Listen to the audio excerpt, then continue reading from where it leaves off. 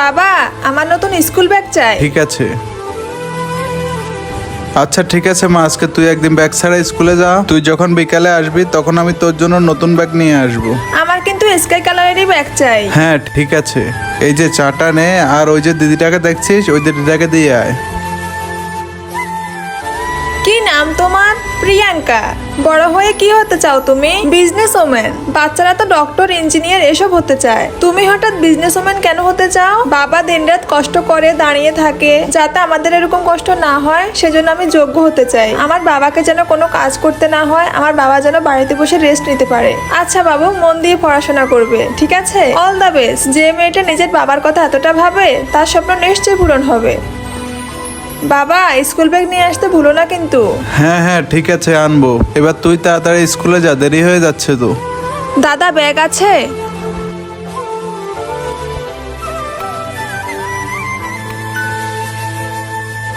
Wow বাবা, তুমি আমার জন্য এই ব্যাগটা এনেছো? খুব সুন্দর এই ব্যাগটা। দেখো এর মধ্যে কতগুলো বইও আছে। তারপর এই ভালো মেয়েটির জন্য একটি লাইক, একটি সাবস্ক্রাইব করা যেতেই পারে।